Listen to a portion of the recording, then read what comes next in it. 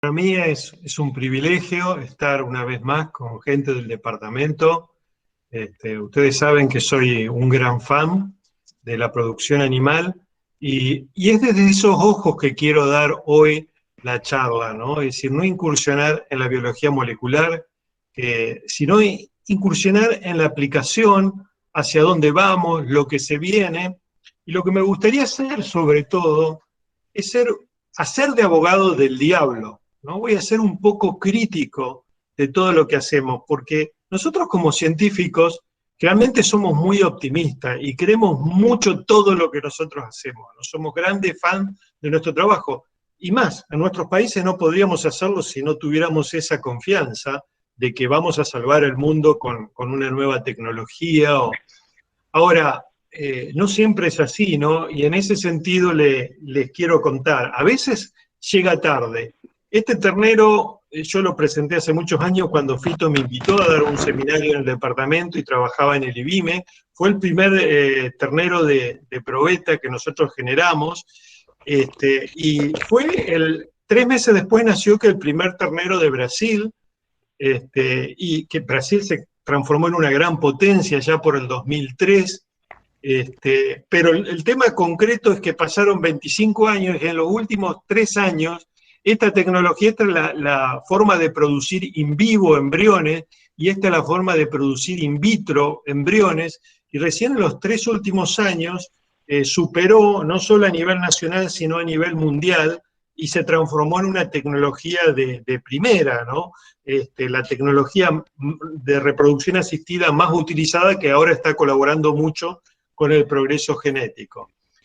Pero 25 años después, ¿no? Entonces, y esto que ustedes todos saben, lo he contado varias veces, fueron nuestros primeros clones y animales transgénicos para producir proteína recombinante en la leche. La verdad que estábamos súper optimistas con esto, nos sirvió muchísimo para proyectarnos, pero esos animales están tirados en un campo de la provincia de Buenos Aires hoy y todavía no hay ningún producto, ¿no?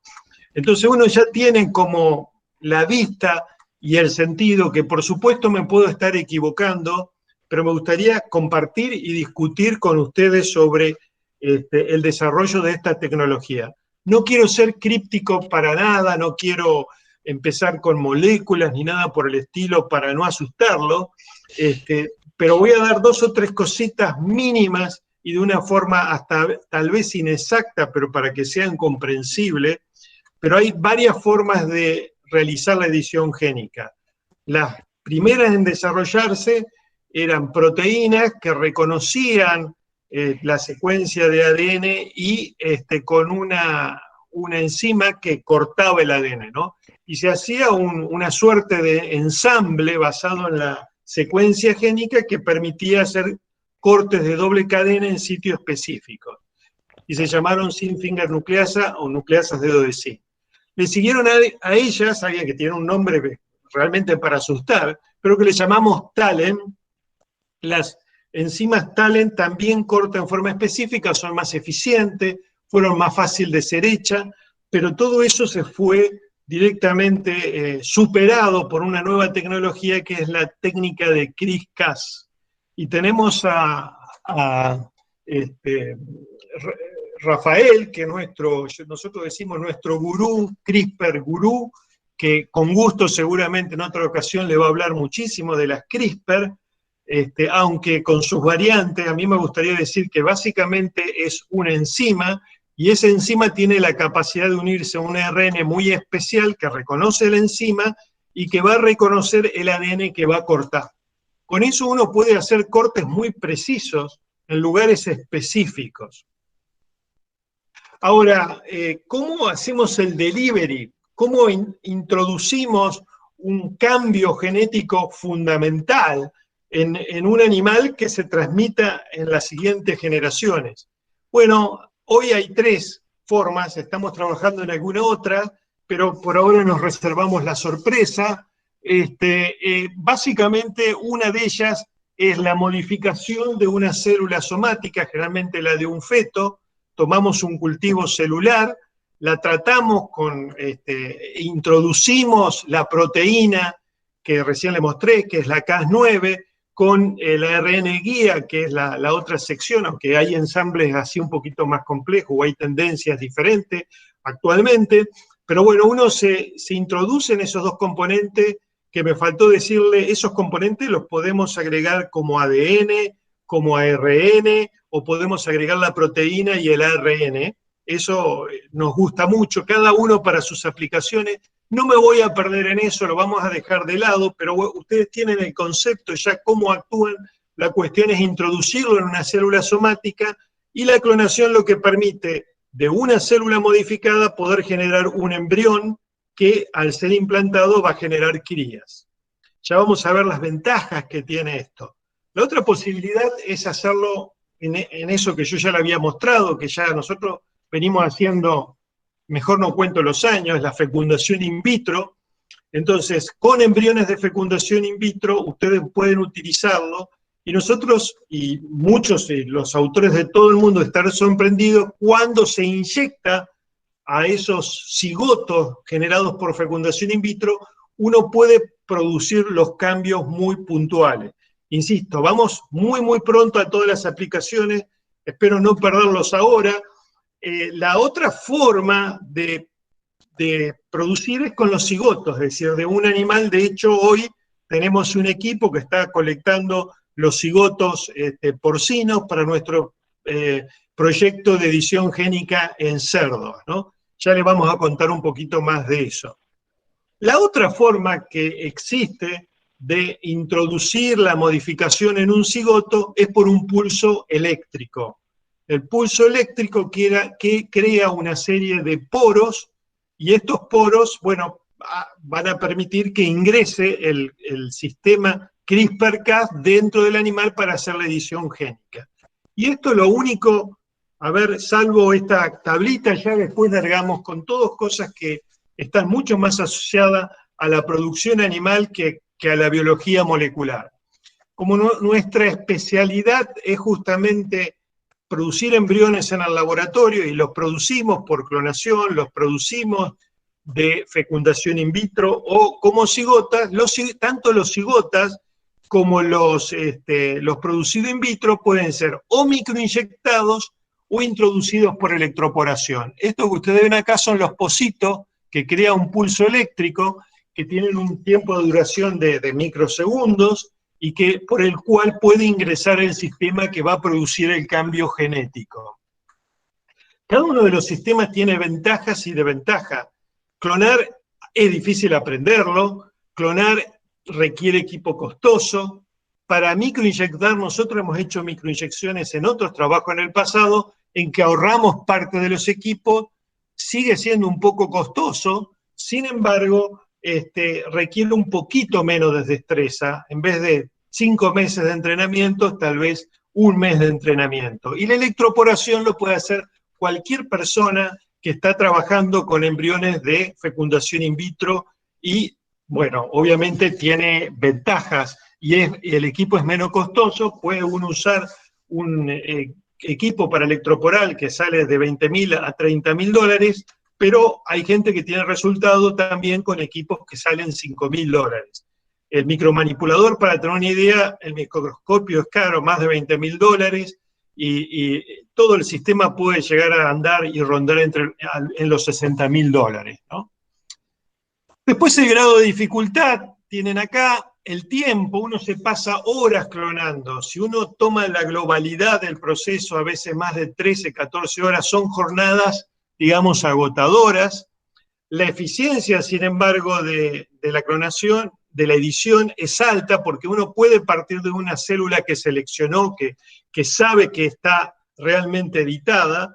En cambio, en la microinyección y electroporación es un poco más baja, y lo que uno va a generar, en general, es un mosaico, es decir, que de un animal algunas células que lo forman pueden estar editadas y otras no, y eso tiene que ver en cuándo se produce la modificación, porque uno puede inyectar un cigoto que tiene una célula, pero la modificación darse más adelante. Y el problema importante es el tema del mosaicismo, como lo ven reflejado acá.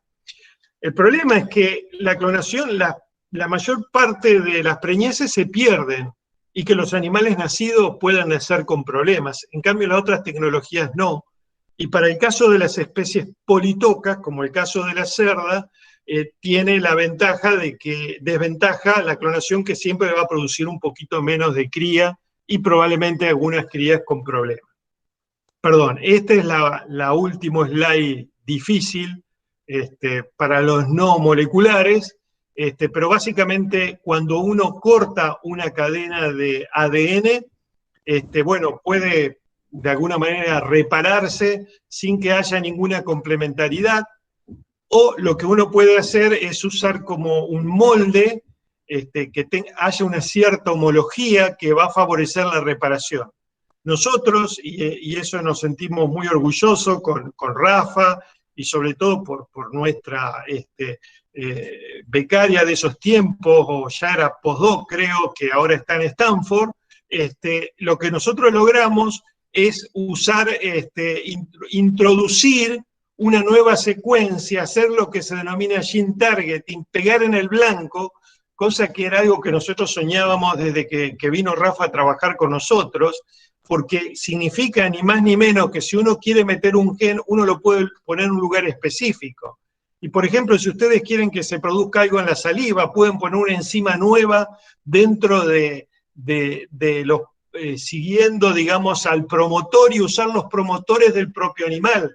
Es decir, uno hace un corte y hace el gen que uno introduce, las puntas, uno pone zonas de homología, y bueno, eso puede darse de que cuando se repare caiga justo donde se realizó el corte y se da una frecuencia bastante alta. Eso lo voy a comentar rápidamente después. Ahora... Daniel, perdón, Daniel, ¿podrías mover el cartelito de dejar de compartir hacia algún lado que no interrumpa la visión del PowerPoint? Gracias, Fito. Muchas gracias. Bueno, ahora, insisto, somos optimistas en exceso. Sin embargo, para algunas de las potenciales aplicaciones de la edición génica, nosotros tenemos razones fundamentadas que son caminos seguros para tener un efecto. Y para otras en las cuales somos extremadamente optimistas, probablemente tengamos que esperar mucho más y saber mucho más y tener mucho más conocimiento del que tenemos en la actualidad. Te voy a dar un ejemplo. Ya se han hecho ediciones génicas para solucionar problemas de manejos, mejorar de alguna forma el bienestar animal, y vamos a dar varios ejemplos. Algo que tiene una potencialidad enorme y más para el mundo post-pandemia es la posibilidad de prevenir enfermedades y, bueno, desgraciadamente ya hubo un mal uso que afectó seriamente el futuro, por lo menos inmediato, de la edición génica, que también los vamos a mencionar en primer lugar. Modelos como enfermedades dicen que tiene unos beneficios enormes y la gente que trabaja en modelos de enfermedades es fabuloso. Yo soy poco fan, creo que deberíamos evolucionar a modelos incluso un poco más sofisticados, como nosotros tenemos un alumno hoy que producen células madres inducidas, y que estas células madres inducidas forman una suerte de cerebroides en los cuales en el laboratorio pueden probar las drogas para Parkinson. Y eso lo pueden hacer hasta del propio paciente. Entonces, el hecho de crear animales enfermos creo que no le hace bien mucho a la tecnología, o que nos centremos en este momento en ese tipo de aplicación, pero insisto, es una de las mayores aplicaciones que ha tenido hasta ahora. Reducir la huella ecológica, hay intenciones, pero hasta ahora no hay muchos ejemplos. Aumentar la producción animal, vamos a dedicarle su tiempo especialmente, aumentar la producción de carne, aumentar la producción de leche, tener productos diferenciales. Animales como bioreactores, yo era el principal fan, hasta que, digamos, hablando, uno pensaba o uno modificaba a un animal para que produzca en su leche una proteína recombinante a partir de la cual se puede purificar, pero hasta que empecé a tomar contacto con los pacientes, es decir, todo esto tiene mucha complejidad, porque bueno, frente a cualquier producto siempre hay alguien que lo va a consumir, Y por ejemplo, nosotros habíamos estado trabajando muchísimo en el factor 9 antihemofílico, que es para solucionar el problema de los hemofílicos, y cuando hablaba con la Fundación de la Hemofilia decía, ¿sabés la cantidad de gente que perdimos con el SIDA? No tenemos miedo, la verdad, de usar algo que sea de origen animal y que eventualmente nos pueda traer otro tipo de problema semejante. Entonces uno tiene que pensarlo muy bien. En esa línea tenemos también los animales para la medicina regenerativa, que como verán nosotros tenemos en este momento, se ha constituido en el laboratorio una startup que está avanzando en esa dirección. Y ahora vamos a ver los ejemplos, y acá sí que me quedé grabado. Ahí está. Bueno, este es el primer ejemplo. Ustedes saben que las vacas lecheras, por lo menos en Estados Unidos, el 80% tienen cuernos, hay que descornarlas, el gen, digamos, mocho en sí está perfectamente reconocido, pero el inconveniente que tiene es que no necesariamente uno tiene los animales más productivos que tienen este gen. Si ustedes quieren introducirlo en una población, pueden tener un retroceso genético.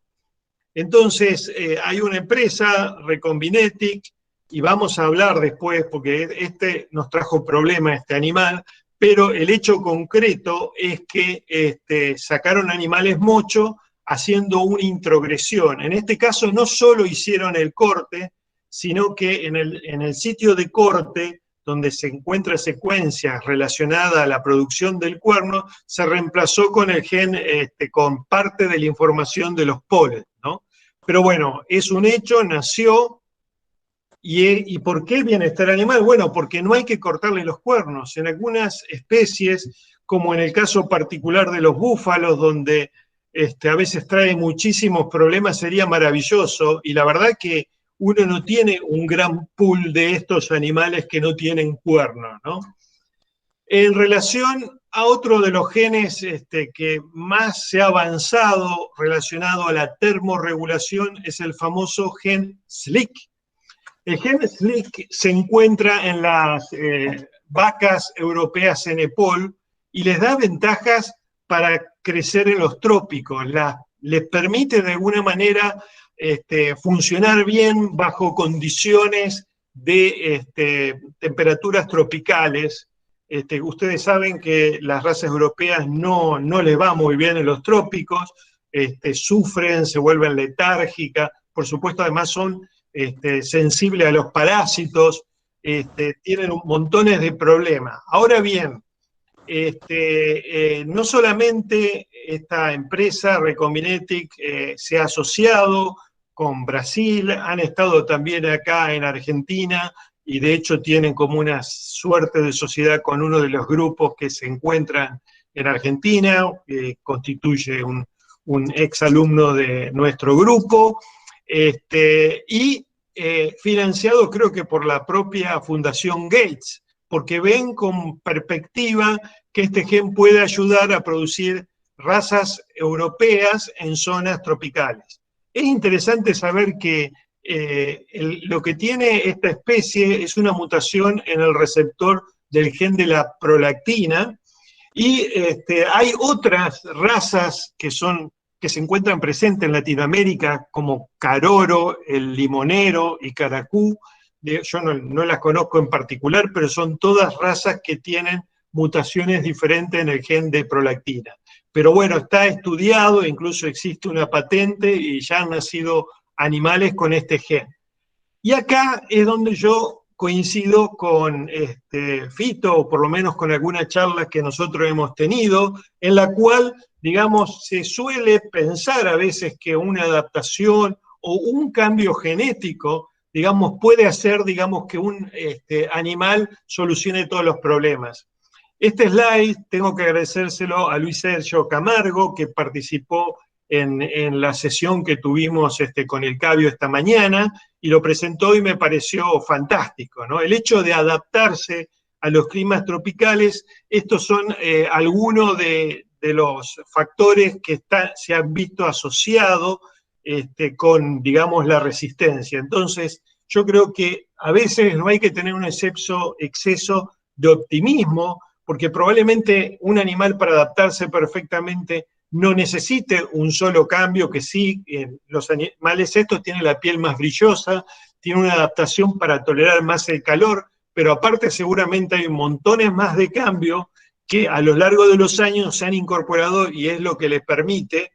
Esto no lo, en algún momento después con la gente de genética lo vamos a ver, pero me mandó, digamos, las asociaciones, ese es un análisis de tipo genético que llegaron para un poco tener esta tablita que les acabo de dar. Otra cuestión que tiene que ver con el bienestar animal se asocia a la castración. Ustedes saben que los cerdos machos tienden a acumular grasa y que en esa grasa tienen malos olores y gusto, y es por eso que se practica la castración. En muchos lugares se está condenando este tipo, sobre todo en Europa, entonces ya la empresa Aceligen, que es una subsidiaria de Recombinetics, hace muchos años tiene una patente para, de alguna manera, tratar que los machos se mantengan en un estado cuasi prepúber, que no se desarrolle ese eje endocrino que lleva a la pubertad y a que se genere el mal olor en los machos. Y este trabajo lo acaba de ser publicada en el mes de enero, en el cual un gen que con Rafa y a través de una alumna, Geraldina Van Lanschot, hemos estado trabajando bastante tiempo, que es el SRI. Hicieron el knockout del SRI, hicieron una disrupción del SRI y que llevó a machos, como ustedes ven, que tienen vulva, que tienen una suerte de ovario, que no hay folículos, no hay actividad, y bueno, son expectativas. Lo interesante de esto es que ya hay estudios de consumidores de cuál era la percepción de la utilización de cerdos que tienen, de alguna forma, editados para evitar la castración, y la percepción fue positiva, incluso en las áreas ciudadanas más que en las áreas rurales. Hay todo un estudio brasilero que está muy bueno en este sentido, y creo que antes de encarar estas cosas a veces deberíamos echar manos a estos estudios. Bueno, resistencia a enfermedades. Bueno, este es el ejemplo tal vez más conocido, tal vez todos ustedes escucharon hace un año, un par de años, que la sensación durante la pandemia del tiempo ha cambiado en mi caso, que había editado humanos. ¿Qué es lo que había hecho? Bueno, había un padre que tenía SIDA y lo que decidió usar el sistema CRISPR-Cas para bloquear una proteína que acá está esquematizada. Esa proteína está involucrada en la entrada del SIDA al embrión. Entonces, al haber editado ese embrión, él suponía de que, bueno, si el semen llegaba contaminado de alguna forma, no iba a terminar infectando a las células o distribuyéndose en todo el embrión. Lo que le erró es que en la ausencia de esa proteína había una mayor susceptibilidad, o se supone que hay una mayor susceptibilidad a la enfermedad del Nilo occidental, ¿no? Entonces, por un lado es editar humanos con todas las connotaciones que tiene y todas las generaciones que pudieran venir a partir de estas niñas, ¿no? Entonces eso, digamos, generó un descalabro. Y después practicar algo que todavía realmente estamos aprendiendo, como decimos, es un exceso de optimismo, y les voy a demostrar por qué. ¿Ustedes se acuerdan de la famosa vaca mocha? Bueno, en este caso, la vaca mocha, en algún momento se hizo un análisis genético, se secuenció totalmente el animal, y el tipo de tecnología que habían utilizado para generar esto eran las TALEN, ¿se acuerdan? Que eran de naturaleza proteica, no había ADN, no había ARN, había solo proteínas. ¿Y qué fue lo que sucedió? Apareció una secuencia de parte de un factor de resistencia a un antibiótico en el genoma de estas vacas. que fue introducido inadvertidamente. Es decir, el objetivo de ellos era utilizar, digamos, las talen, que eran proteínas, pero inadvertidamente en la preparación de la talen tomaron secuencias de las bacterias en las cuales lo hicieron y lo incorporaron inadvertidamente en un animal, ¿no? Eso demuestra, este es un grupo buenísimo, con todos los recursos, así que algo hecho medio escondida y a espaldas de toda la comunidad. Imagínense los peligros que tiene, ¿no? Por supuesto que hubo una gran reacción y hay una suerte de moratoria mundial a usar esto en humanos. Sin embargo, esto llevado, y yo diría especialmente ahora en este mundo post-pandemia, enfermedades como la peste porcina africana ya han sido atacadas desde el punto de vista de la edición génica.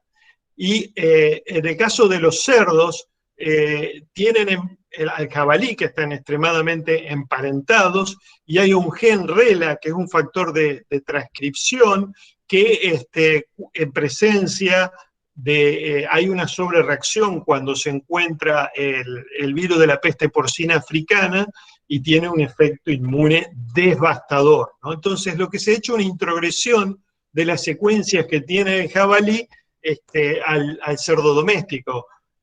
Son dos especies muy emparentadas. Lograr meter eso en la población hubiera sido un retroceso de años. Y imagínense, para un país como China, donde tuvo que sacrificar el 50% de la existencia por esta enfermedad, mire si no les daría, digamos, un changüí muy interesante. También se han conseguido para el PERS, que es una enfermedad que da problemas respiratorios y abortos, que no lo tenemos en Argentina, pero que está en Uruguay, se ha obtenido resistencia mediada por edición génica. Después vamos a hablar al final un poco del diferencial. No es lo mismo perder un gen que agregarle un gen de la misma raza hasta un haplotipo, que agarrar de otra especie, como este caso, a una especie más alejada. Esto es otro ejemplo en el terreno de las enfermedades. Se ha logrado resistencia a la tuberculosis, aquí por agregación, por incorporación de genes que están presentes o secuencias que están presentes en ratones.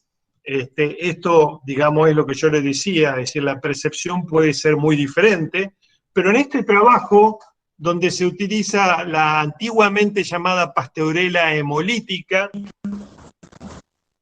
en el caso de la pasteurela hemolítica, no sé si la conocen, pero es una enfermedad que produce la famosa fiebre del transporte. La fiebre del transporte, la pasteurela está normalmente en la mucosa respiratoria, y cuando los animales son sometidos a estrés, aprovecha para invadir, y es particularmente dañina en el caso de la vaca.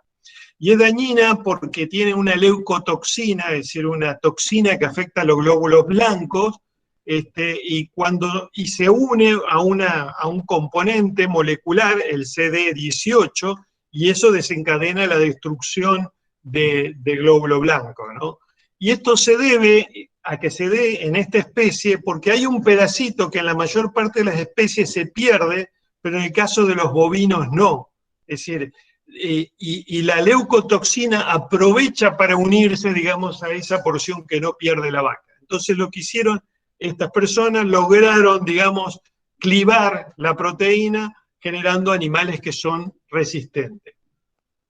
Bueno, este es el trabajo que hicimos nosotros. Creo que ya hubo una presentación en algún momento. Ustedes conocen la vaca loca, que es causada por un prión. Es una proteína anómala que generalmente viene de afuera del animal, que es termorresistente, que atraviesa la mucosa intestinal y que estando ya dentro, a la proteína nativa hace que se pliegue diferente. Entonces, con este nuevo plegado, hay acumulaciones en el cerebro y, bueno, después de mucho tiempo destruye todo, ¿no? Esto se demostró que se transmite esta proteína al hombre.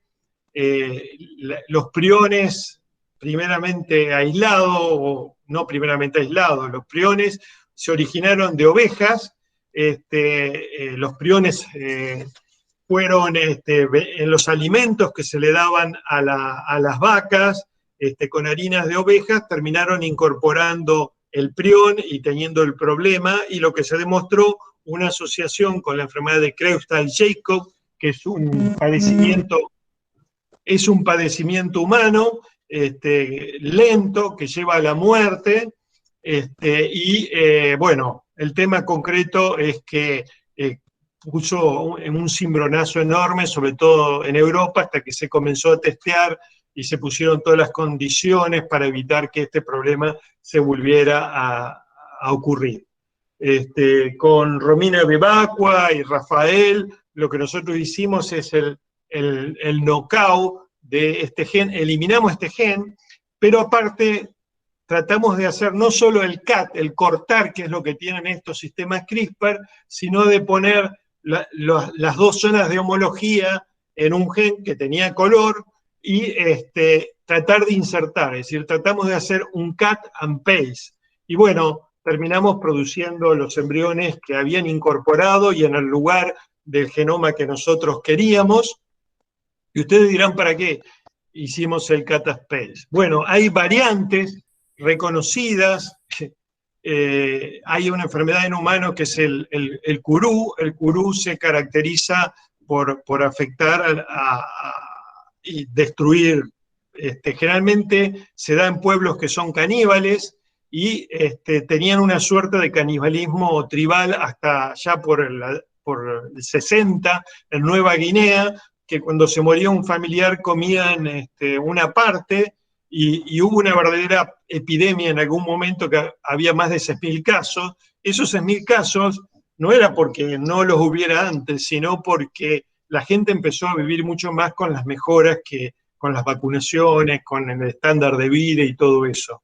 El tema concreto es que dentro de la población caníbal había eso es la maravillosa variabilidad genética, pero había un 30% de la población descendiente de los caníbales que tenía una forma de resistencia al curú. Tenía una molécula, la molécula que es la que se altera por el prión, y disculpen si no le expliqué tan bien, digamos, el concepto del prión por la velocidad, pero lo que les quería decir en definitiva es que hay conformaciones que uno podría pensar que de hacer una introgresión podría otorgarle resistencia sin perder el gen.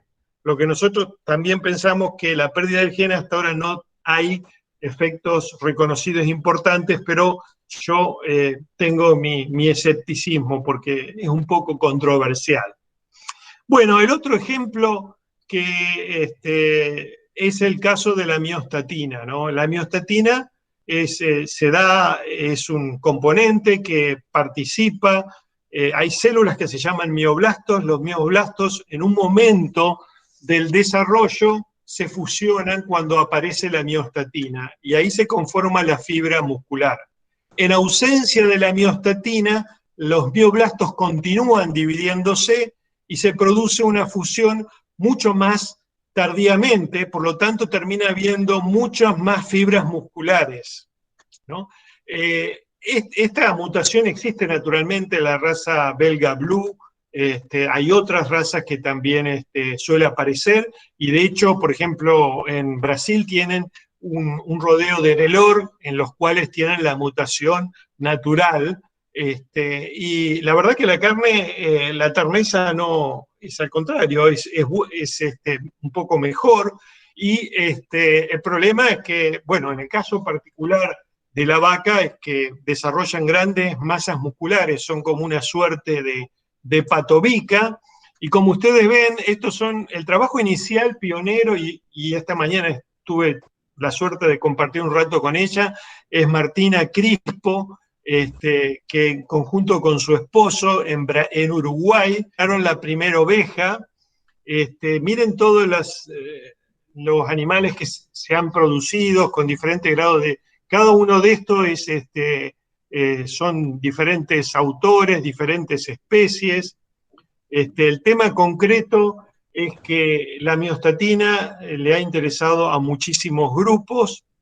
El problema es que en el caso particular de las vacas, es que si nace con mayores masas musculares, puede haber problemas en el parto. De hecho, condena a que la raza Belgian Blue tiene un gran porcentaje de cesárea que es superior al 40%, ¿no? Entonces no es lo mismo haber seleccionado por año para producir carne que abruptamente tener un animal mucho más grande y que tenga que ser parido ese animal mucho más grande sin que la madre tenga, digamos, un canal duro del parto apropiado para resistir esto.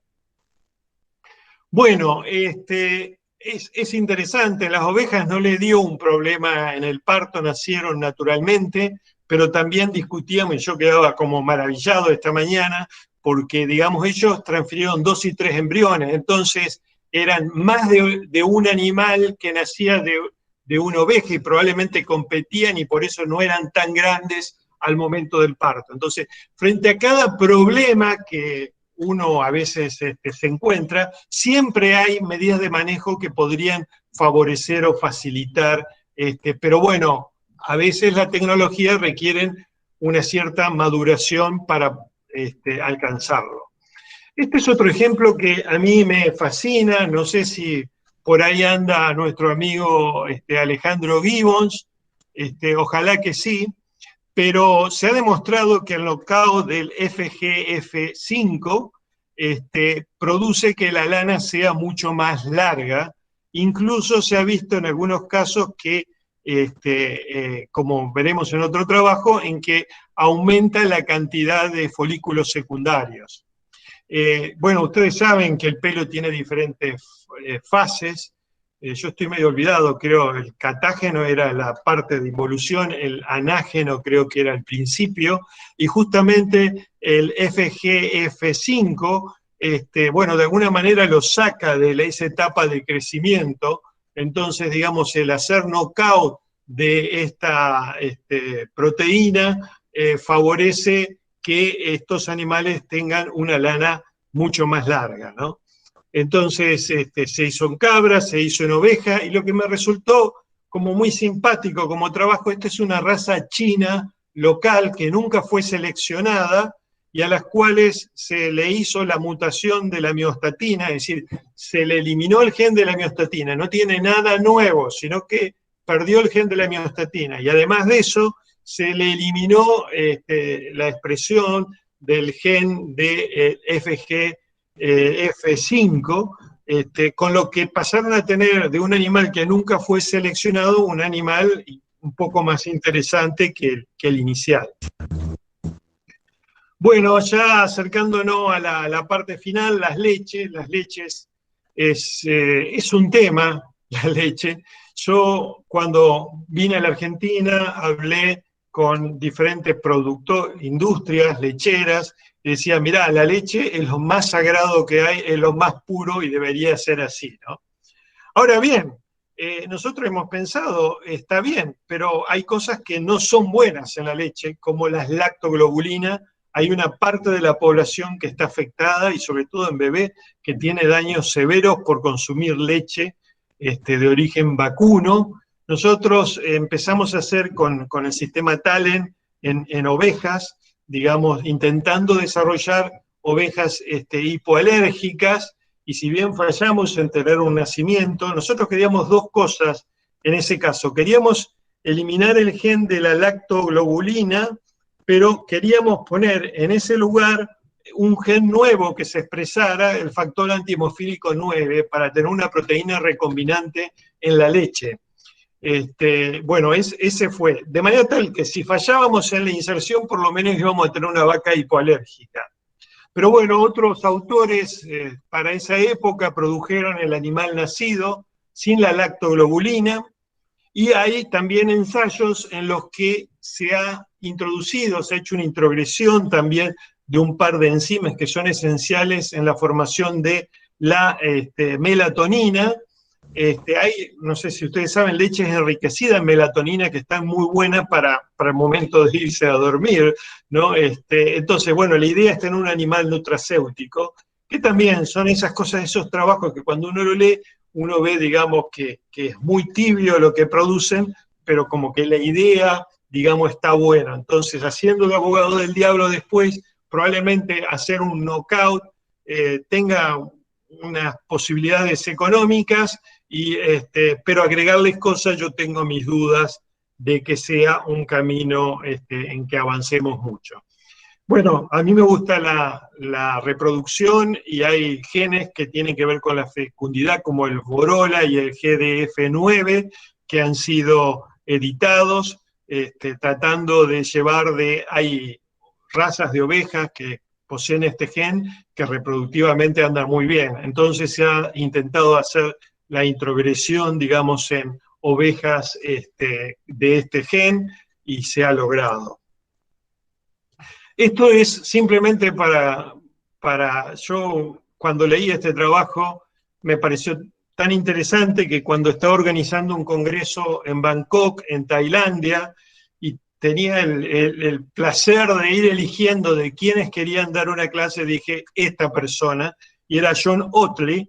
Él era un experto en espermatogonias, entonces lo que se había ya detectado, un gen que en caso de ser eliminado suprime totalmente la línea espermatogénica, es decir, que va a tener las células de sexo, para si hay algún estudiante mío o estudiante que fue mío, saben, las células de Sertoli forman las hormonas, las células de Sertoli sostienen a las espermatogénicas, la de Leydig forman la testosterona, las otras, las espermatogénicas, originan los espermatozoides. Bueno, se suprimen la que originan los espermatozoides, pero está toda la base celular para, si ustedes ponen una espermatogonia, poder sostener el desarrollo. Y eso es lo que hicieron, ¿no? De un animal súper, sacaron células espermatogénicas y lo transformaron en animales que habían sido editados para que no tengan línea espermatogénica, ¿no? Entonces, lo que proponían como metodología que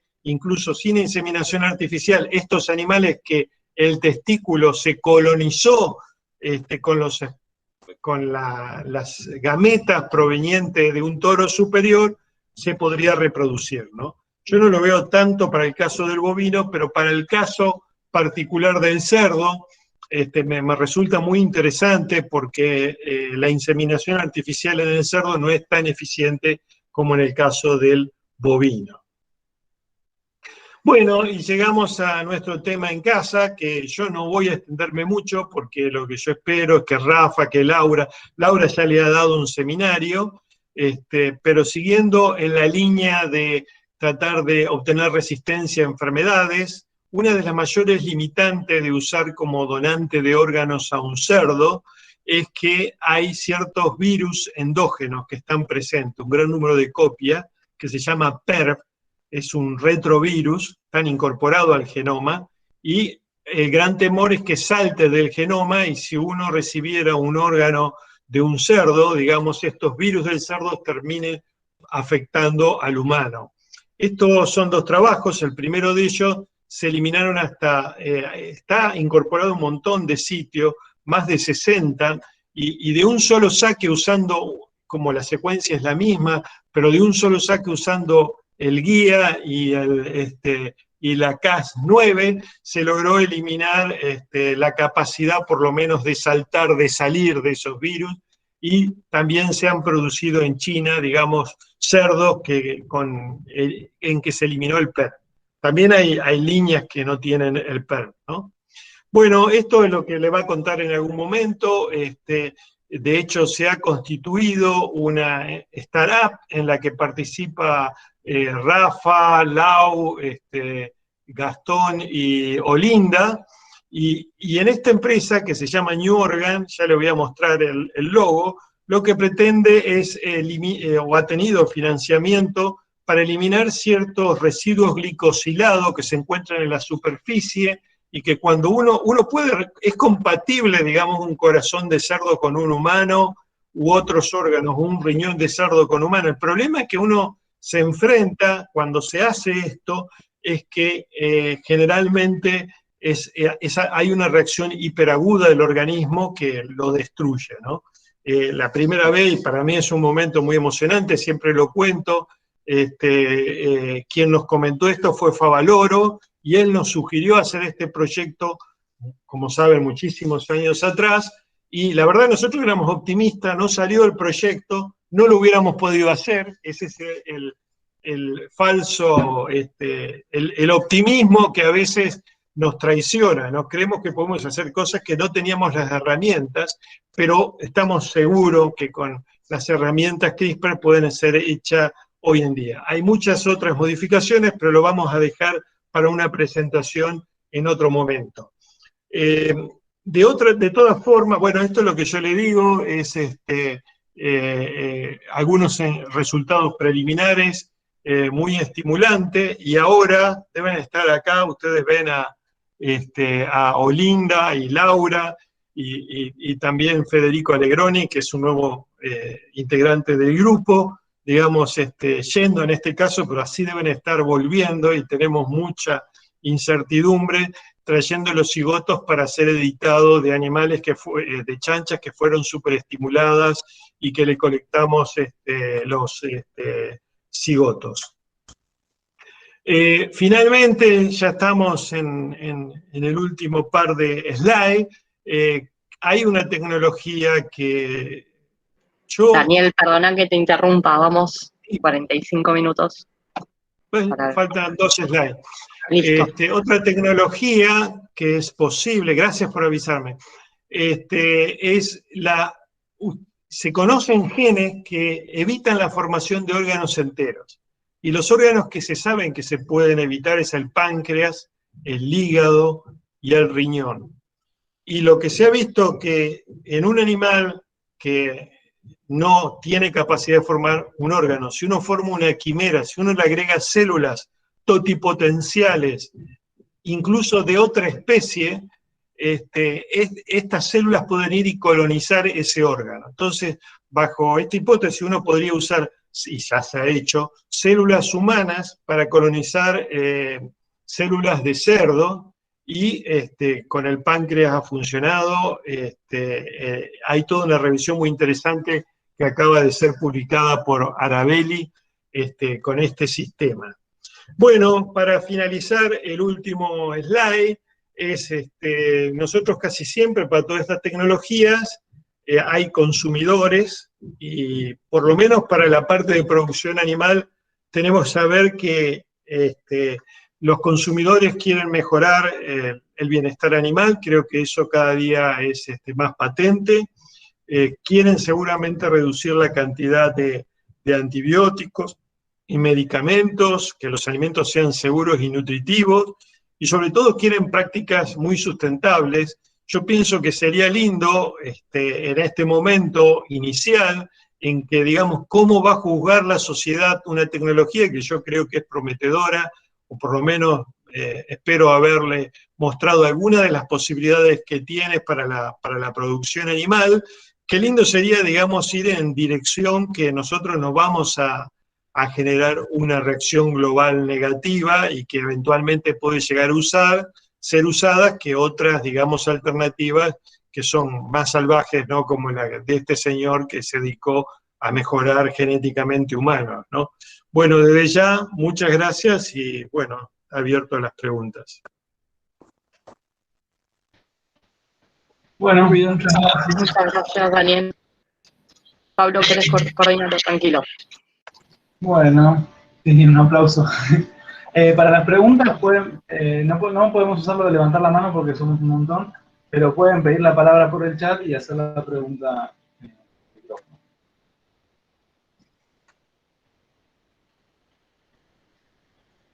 Mientras les voy comentando que tenemos más de 100, nos dimos cuenta que Meet tiene un cupo, entonces hubo gente que no pudo entrar a la charla. La charla está grabada y la vamos a subir al Instagram y a YouTube, así que la van a poder revisar ahí. Y bueno, lamentamos que haya gente que no haya podido entrar. Veo caras conocidas y me da ganas de ponerme a charlar.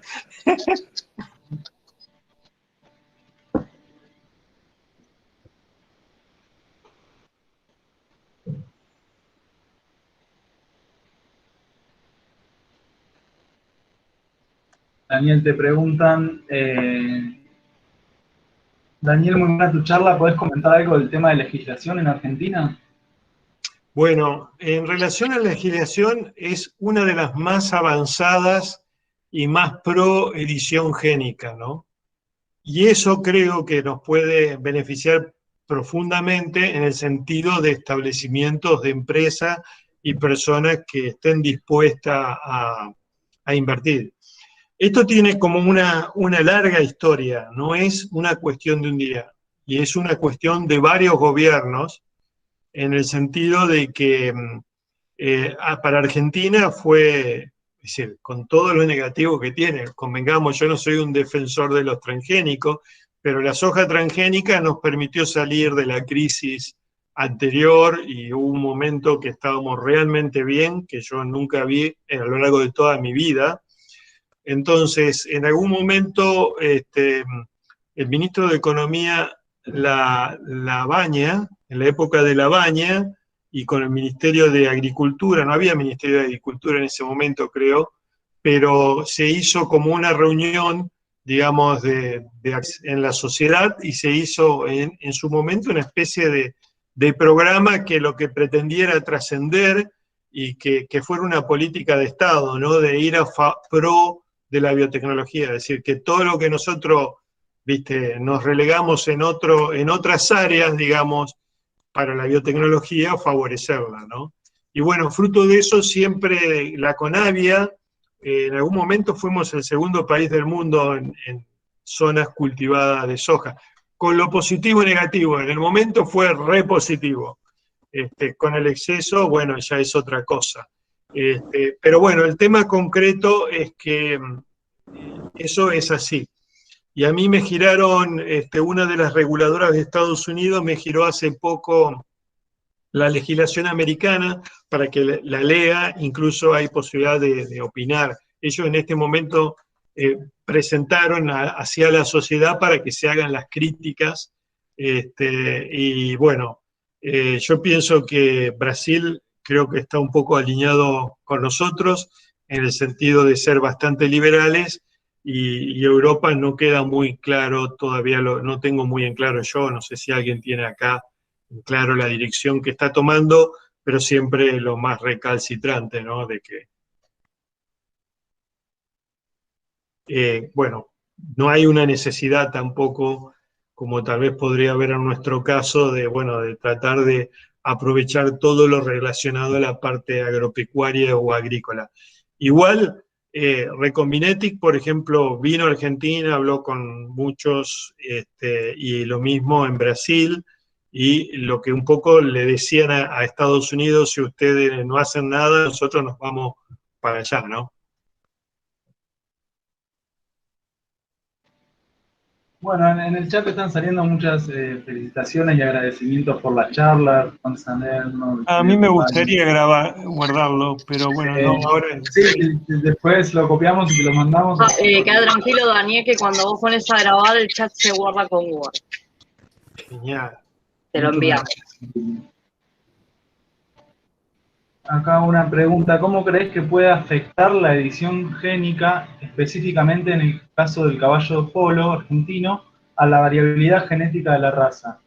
¿Ves posible la aparición de un cuello de botella o existe un número de variantes de ADN que permita amortiguar los cambios en la variabilidad, en caso de haberlo, tras el uso de la edición génica?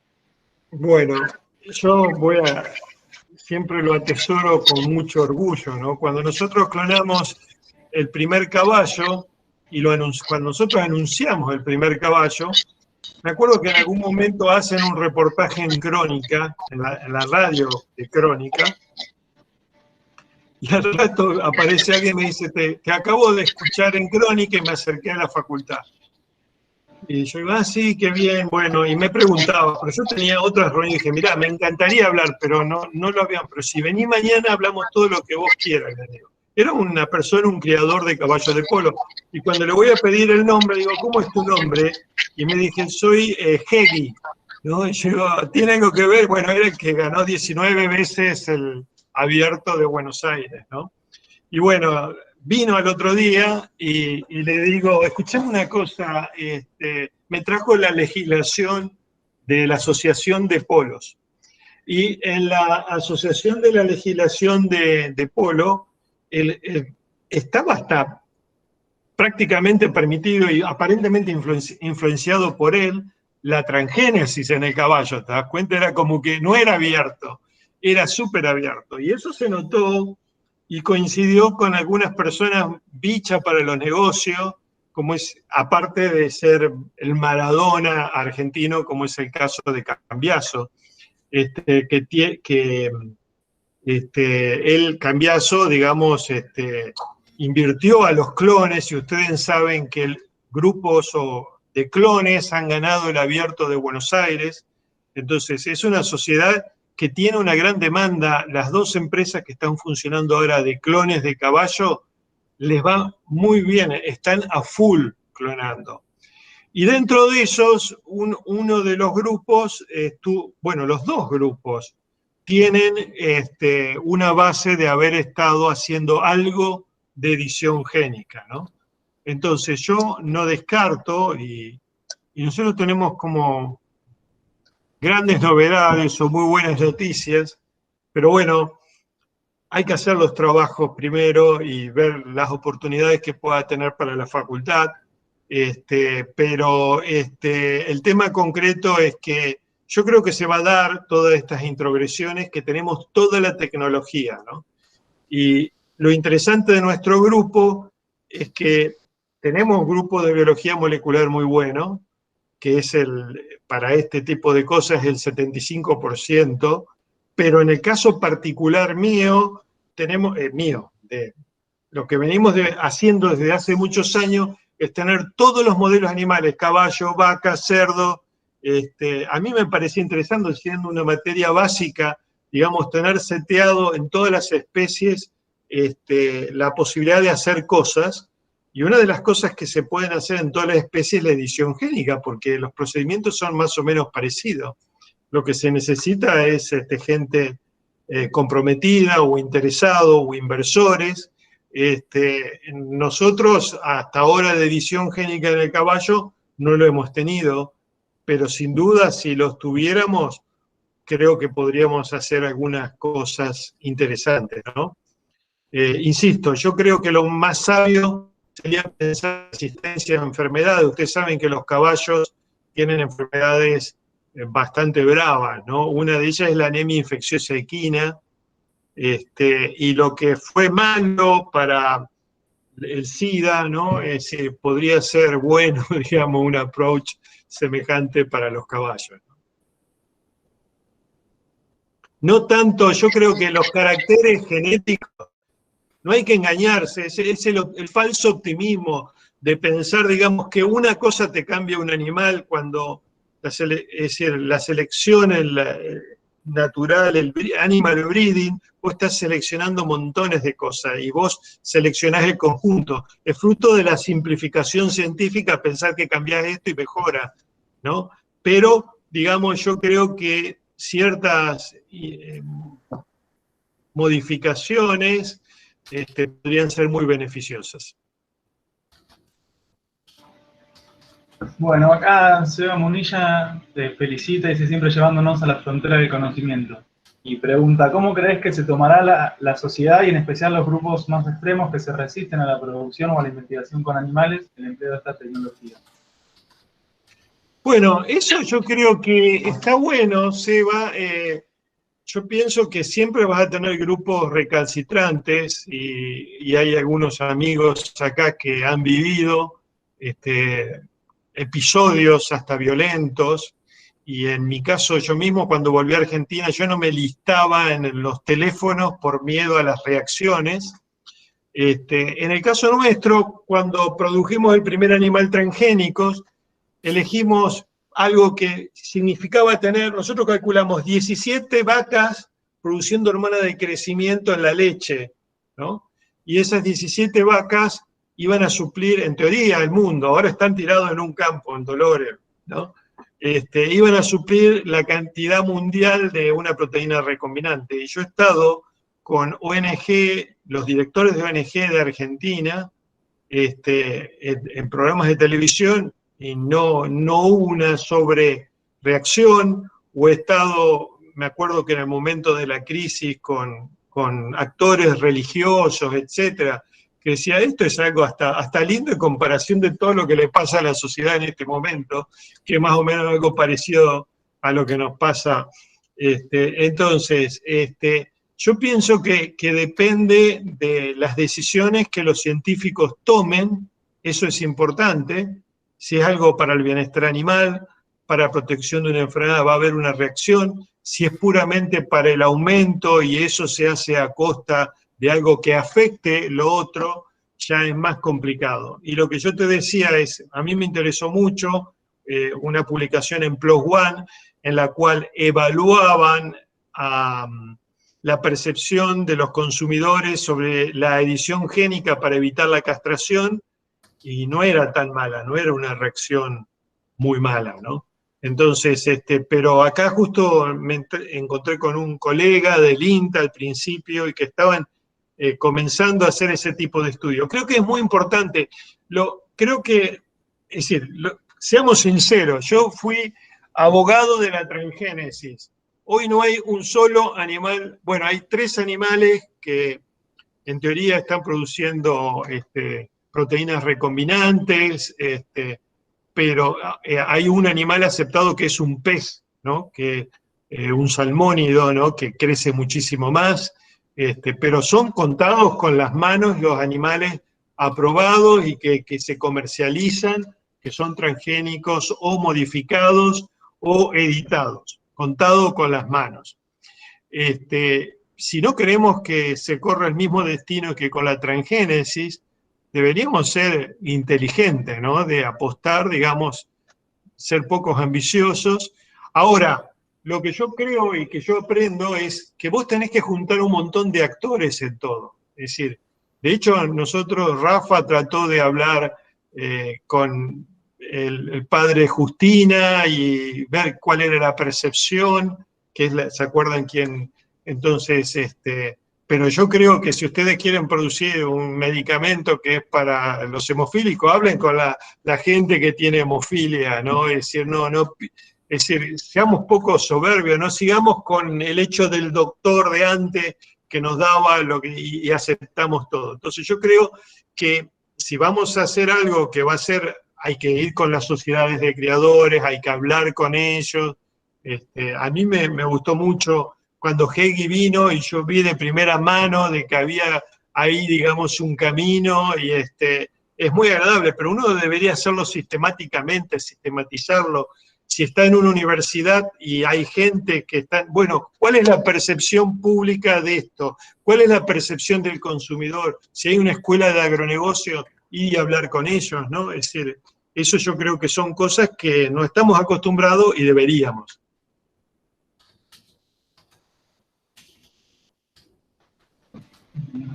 Bueno, Cristian Leiva acá te pregunta, dice, muy buena la charla. Te consulto, ¿hay forma de saber los efectos colaterales cuando hacemos ediciones génicas? Ajá, bueno, sí, bueno, hay hasta programas, ¿no? Acá está Sebastián de Vida, que sabe mucho de eso. Hay programas que a vos te permiten ver si vos vas a cortar algo, si hay algo parecido a lo que vos vas a cortar, ¿no?